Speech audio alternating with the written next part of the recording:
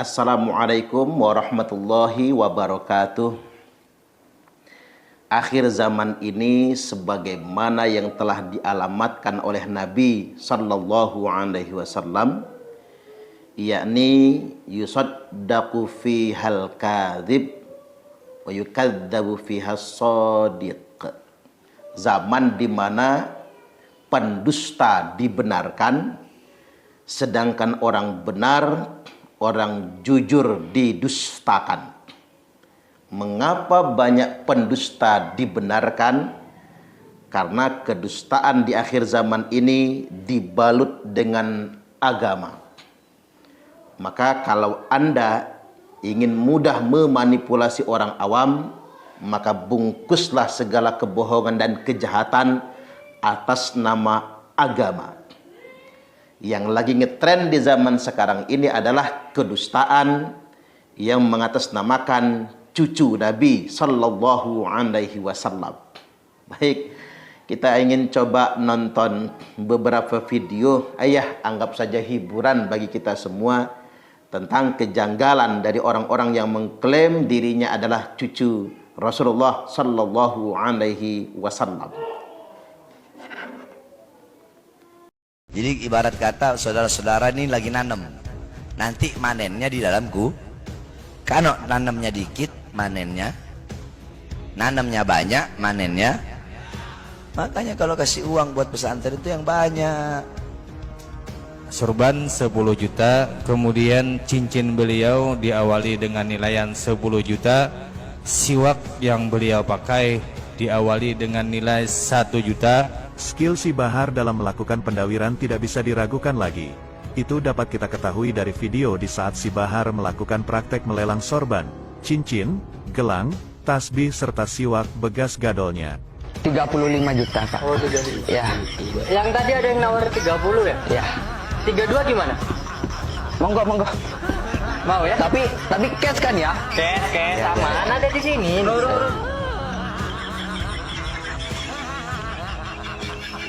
Dengan mengatasnamakan cucu Nabi, berkorban untuk membesarkan nama agama dan untuk pembangunan ponpesnya, Bahar sukses melelang barangnya dengan harga jauh dari harga di pasar. Pian, Habib Hussein 2 juta, takbir! Takbir! Tak hanya itu, si Bahar juga ahli dalam meminta uang ke masyarakat awam. Ayo salawatan yang semangat ya, nanti sampai di luar itu. Di luar semuanya ustadz-ustadz, kiai-kiai, haji-hajinya itu semua. Jadi orang jangan pelit. Dengan membentangkan sorbannya melalui budaknya, diiringi solawatan budaknya itu berkeliling ke masyarakat yang sedang melihat ceramahnya itu. Salatullah salamullah ala taha Rasulillah. Tapi, meskipun si Bahar suka meminta-minta uang ke masyarakat awam, dia ini tak malu memamerkan kehidupan mewahnya. Misalnya, mandi di jacuzzi,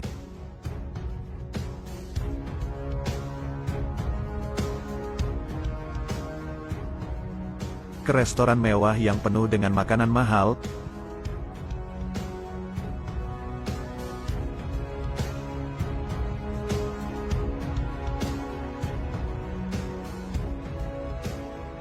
bahkan pamer mobil mewahnya.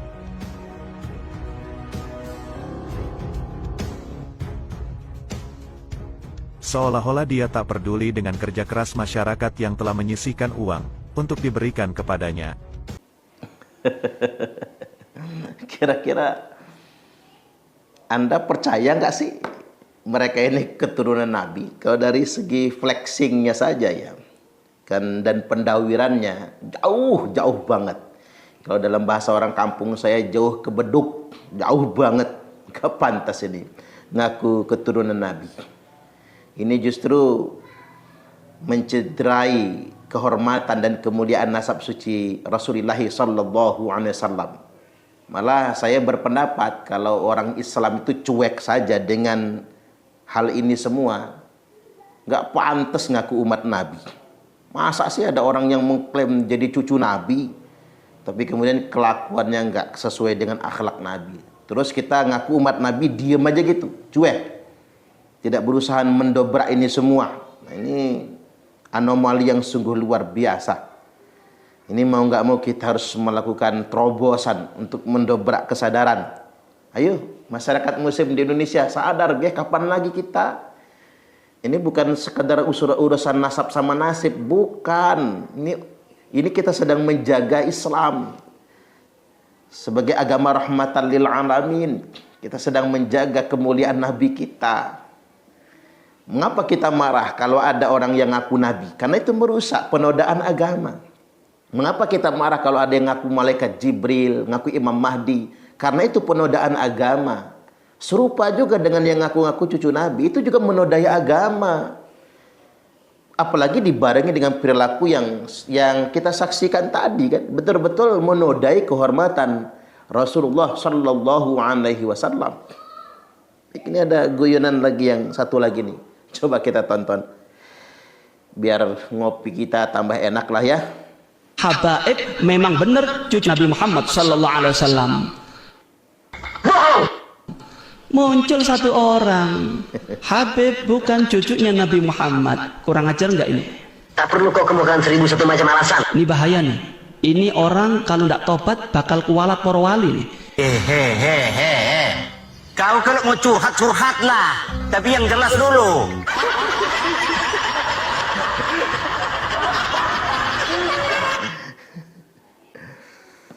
Enggak, saya heran itu kok ada aja yang kreatif ya. Sekarang ini media sosial dipenuhi oleh orang-orang kreatif. Dan sekaligus juga memang jejak digital itu kejam kawan. Makanya apa-apa itu jangan main upload sih.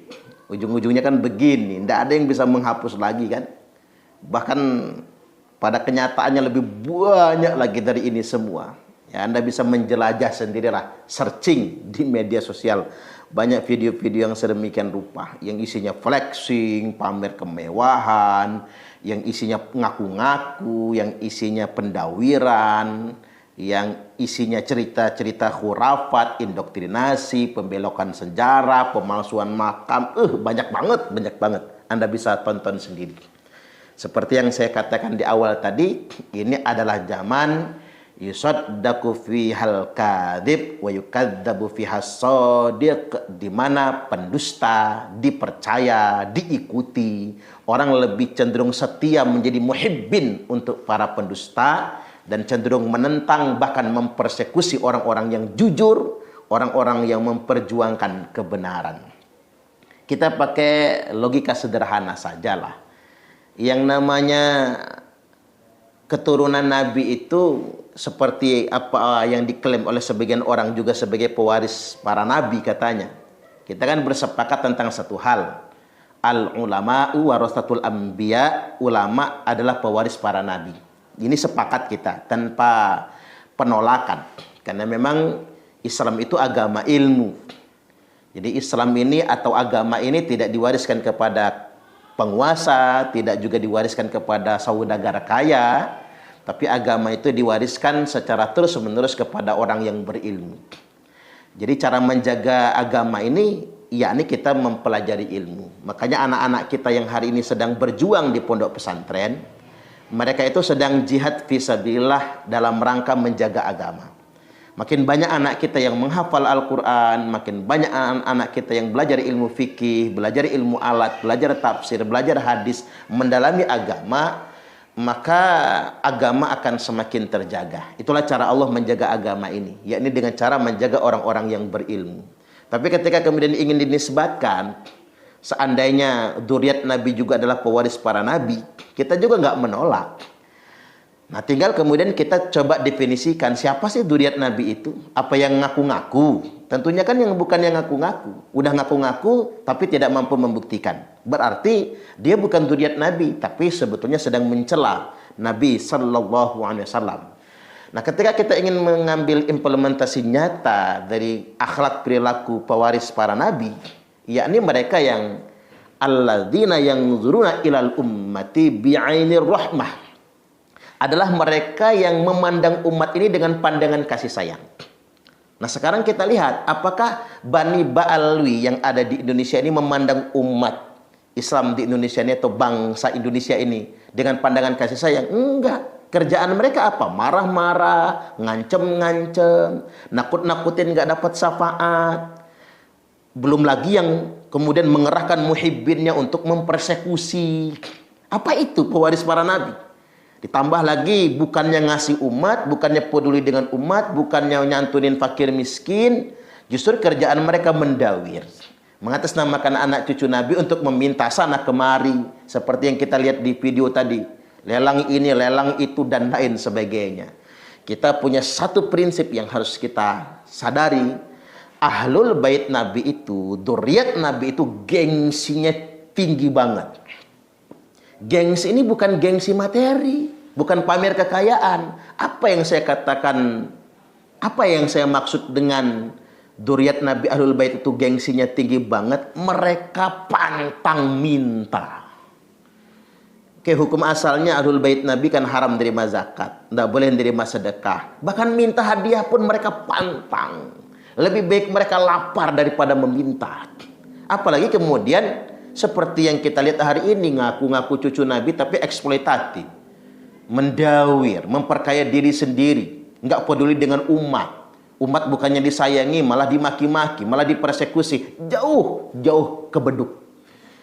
Saya ingin sampaikan satu tanda ciri khas dari ahlul bait Nabi, yakni sayang dengan umat, cinta dengan umat. Alladzina yanzuruna ilal ummati bi'ainir rahmah, yang senantiasa memandang umat ini dengan pandangan kasih sayang, hatinya penuh cinta, matanya teduh, sayang kepada umat, paling gengsi minta kepada umat, dan selalu berbagi untuk umat. Mari kita teladani, dan yuk kita simak ceramah saya beberapa waktu yang lalu dalam suatu momen. Bisa kita ambil hikmah kembali. Selamat menyimak dan merenungkannya. Maka ciri khusus ahlul bait Nabi, apa yang paling dicintainya kalau diminta orang akan dia kasih. Makanya jenengan Pak jangan ngaku-ngaku anak putunya Kanjeng Nabi. Pak Kades ngaku saya anak putunya Kanjeng Nabi, punya mobil, kita minta mobilnya.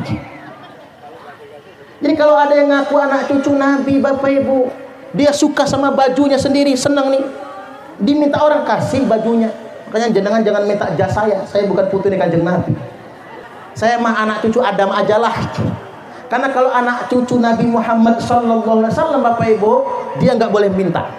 Haram nerima zakat. Dengerin tuh yang ngaku-ngaku anak cucu Nabi. Nerima zakat haram. Tidak boleh minta-minta sedekah. Tapi kalau dia punya yang dia cintai, kasihkan.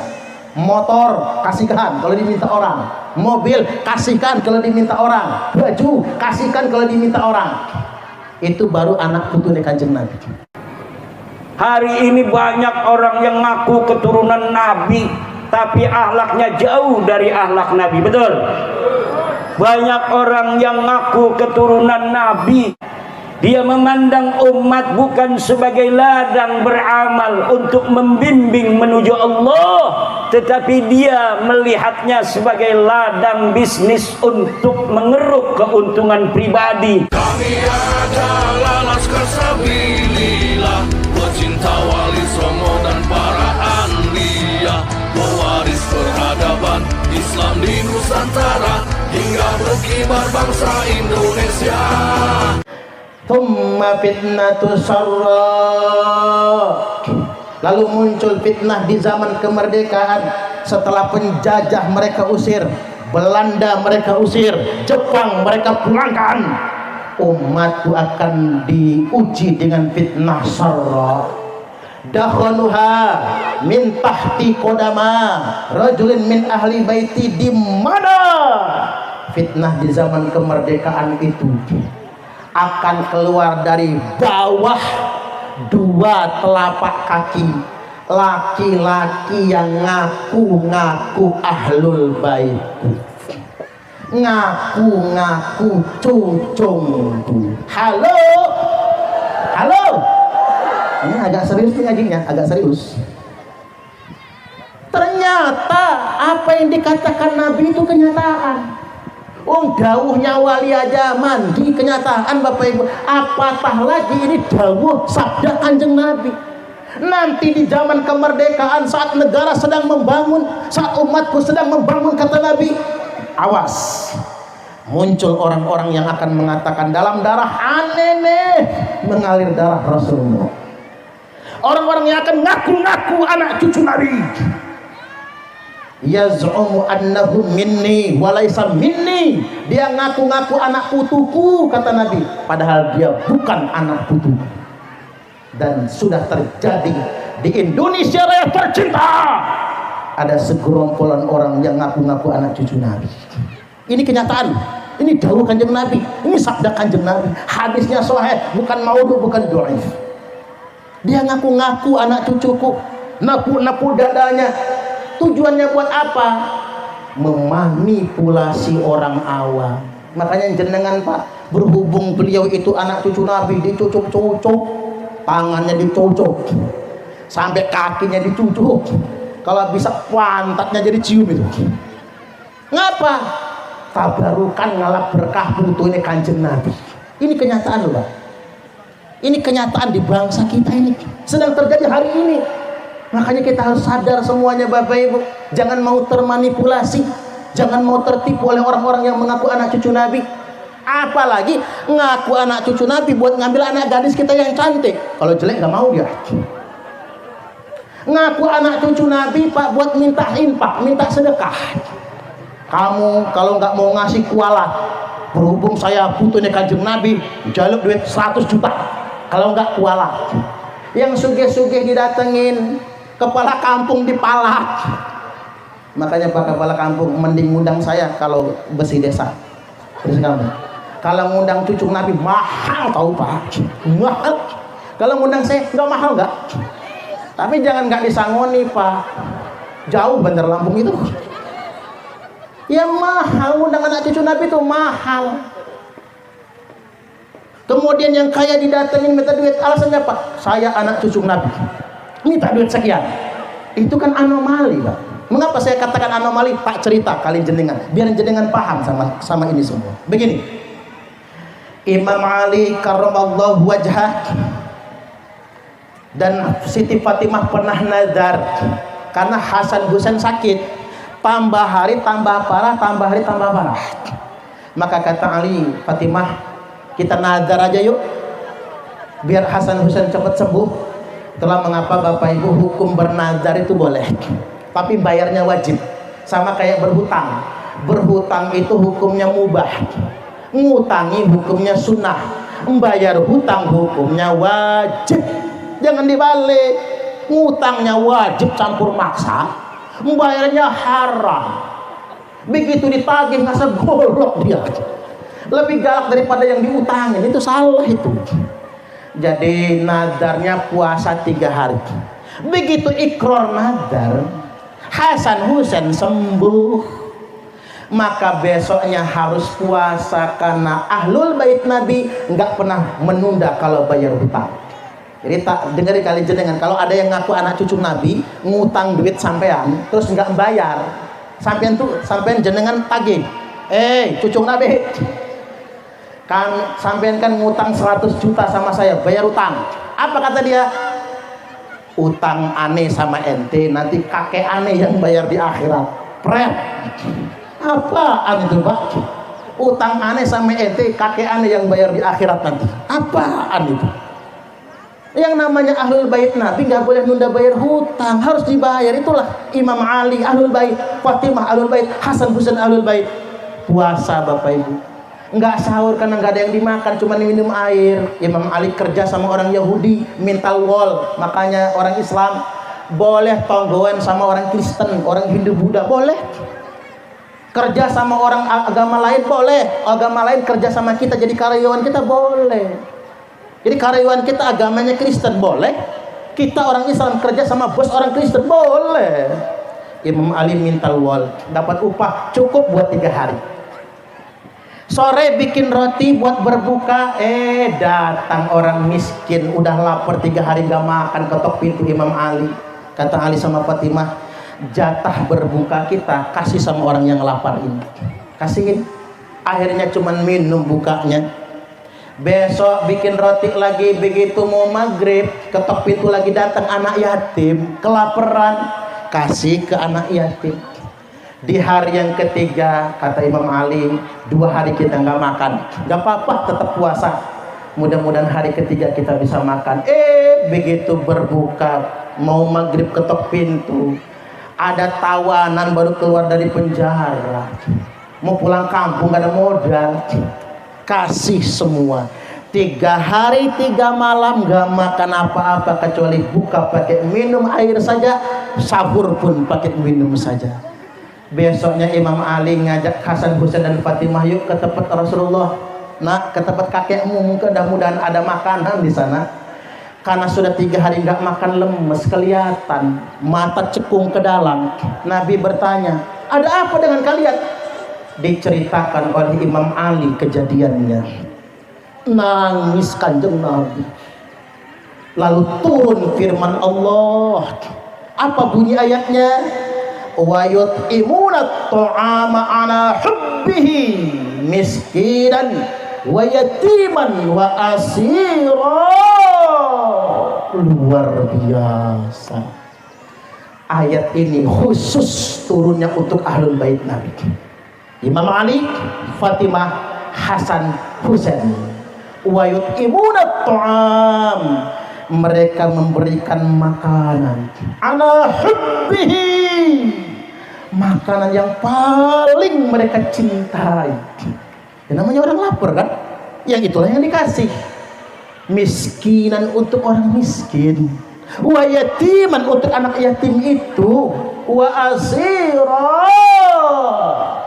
dan orang yang baru saja pulang dari tawanan, dari penjara. Subhanallah. Maka ciri khusus ahlul bait Nabi, apa yang paling dicintainya kalau diminta orang akan dia kasih. Makanya jenengan Pak jangan ngaku-ngaku anak putune Kanjeng Nabi. Pak Kades ngaku saya anak putune Kanjeng Nabi, punya mobil kita minta mobilnya. Jadi kalau ada yang ngaku anak cucu Nabi, Bapak Ibu, dia suka sama bajunya sendiri, senang nih, diminta orang kasih bajunya. Makanya jenengan jangan minta jas saya bukan putune Kanjeng Nabi. Saya ini putune cucunya Rasulullah Adam alaihi salam. Saya mah anak cucu Adam ajalah. Karena kalau anak cucu Nabi Muhammad sallallahu alaihi wasallam, Bapak Ibu, dia nggak boleh minta. Haram nerima zakat. Dengerin tuh yang ngaku-ngaku anak cucu Nabi. Nerima zakat haram. Tidak boleh minta-minta sedekah. Tapi kalau dia punya yang dia cintai, kasihkan. Motor kasihkan kalau diminta orang. Mobil kasihkan kalau diminta orang. Baju kasihkan kalau diminta orang. Itu baru anak putune Kanjeng Nabi.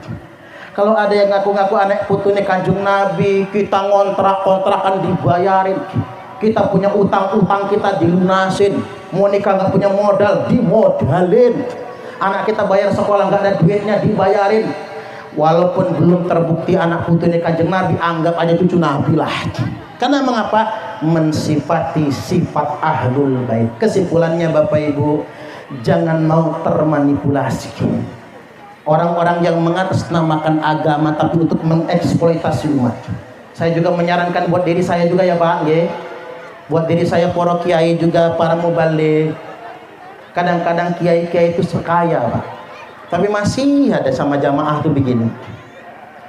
Ini nyemes diri sendiri loh Pak. Ini terakhir. Begini Bapak Ibu, saya ini ditegur orang. Yang negur saya itu kayak Mbah Rasul ini lah orangnya. Bukan kiai, bukan ustaz, tapi ahli tirakat. Apa kata dia? Ustaz, apa Mbah kata saya? Dakwah sebenarnya bukan di mimbar. Dakwah sebenarnya bukan di panggung-panggung ceramah. Tapi dakwah yang sebenarnya ada di tengah-tengah masyarakat yang lemah. Rodok saya Pak, rodok saya. Luar biasa. Iya juga ya Pak. Dakwah itu kalau di mimbar, di panggung kayak gini udah jelas pasti disangoni. Percayalah sama saya. Saya percaya sama panitia Pak. Udah pasti disangoni. Jangankan yang diundang sengaja begini Pak, buat asal acara bersih kampung. nang Bandar Lampung cuman khutbah Jum'ah, khutbah Jum'ah 500.000. Sebulan 4 kali Jumat khutbah 2 juta, kalah gaji honorer. Khutbah loh Pak, zaman Nabi nggak pernah khutbah di Sangoni, nggak ada. Artinya Bapak Ibu, dakwah itu kalau dianggap cuman di mimbar-mimbar Jumat, di panggung-panggung ceramah, sudah diganti dengan sang dakwah yang sebenarnya ada di tengah-tengah masyarakat yang lemah. Yuk kita peduli dengan sesama, mari kita membantu sesama. Demikian dari saya, kurang lebihnya mohon maaf, dan kepada Allah Ta'ala mohon ampun. Kalau ada sumur di ladang, bolehlah kita menumpang mandi. Kalau ceramahnya masih kurang, silahkan ngundang lagi. Tepuk tangan lagi Bapak. Ila hadratin nabiyil